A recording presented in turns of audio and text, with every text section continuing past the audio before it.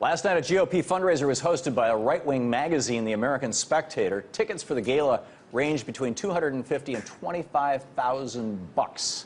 Among those in attendance were multimillionaire CEOs, RNC Chairman Michael Steele, and Congresswoman Michelle Bachmann, who was also the keynote speaker of the event. There was also one other special guest toasting Bachmann at that Republican fundraiser last night. None other than Supreme Court Justice Sam Alito. How do we know that? Because Lee Fong of Think Progress was also there, and he had his video camera. Let's take a look. Okay. Justice Alito, do you have a moment? No, he doesn't have a moment. He's leaving, sir. Justice Alito! Sir, if you keep following me, you're going to get arrested. I'm not following you. I'd just like to ask the justice a question.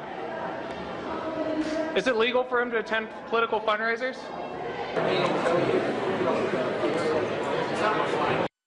Wow. Joining me in the studio now is Lee Fong, reporter at Think Progress. Lee, thanks for coming on. Thanks for having me. Now, my understanding is that video that we just saw of you being threatened with arrest was actually after you had a conversation with Associate Justice Alito.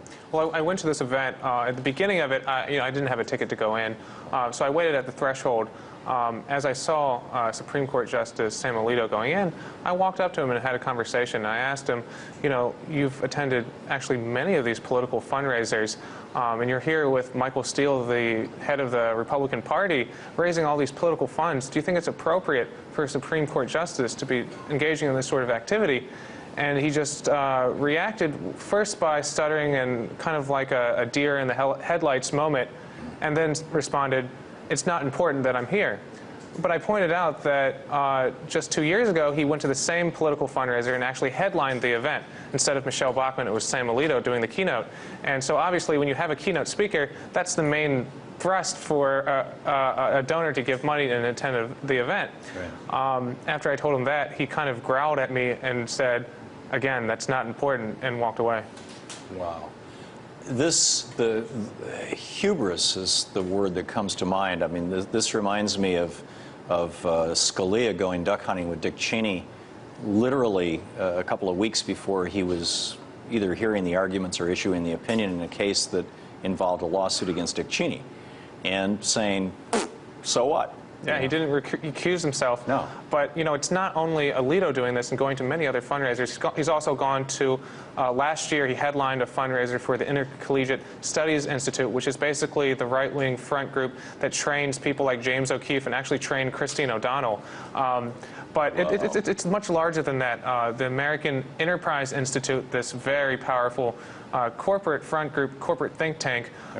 We have their people on this. I debate them frequently. Well, they're very prominent and they're very influential, but you have to realize that only a couple decades ago they were known as the American Enterprise Association. They're basically a trade association, and they shifted their name to appear more academic. Right. But the point is, they've given money and had fundraisers with Clarence Thomas.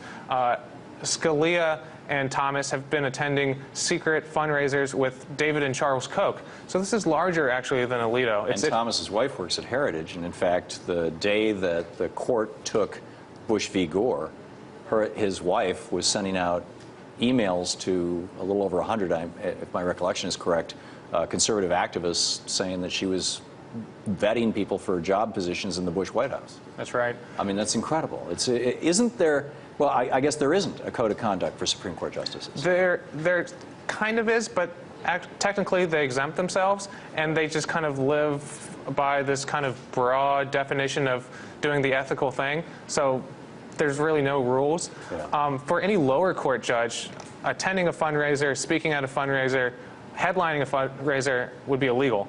But given the... Under federal law or under state laws? I believe under federal law. But, it's impossible to really go after this issue, because after Congress changed, impeachment would have to start in the House of Representatives, and after January, the House Judiciary will be led by Lamar Smith, a very right-wing Republican from Texas. Although we do have some hope that this issue might be investigated in the Senate. Unfortunately, the subcommittee that would look into this was chaired by Russ Feingold, And of course, he lost his job.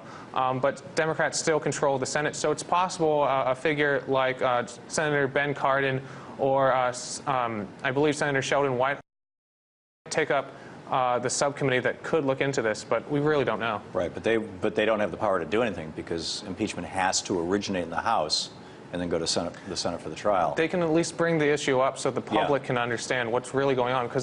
But there's been such a reluctance to do this on the part of the Democrats. I mean, they've had a year and a half. They could have looked into the war crimes of the Bush administration. They could have looked into some of the, frankly, I think they could have investigated why the Republicans were filibustering every piece of legislation in a way that hasn't been done since the founding of the Republic.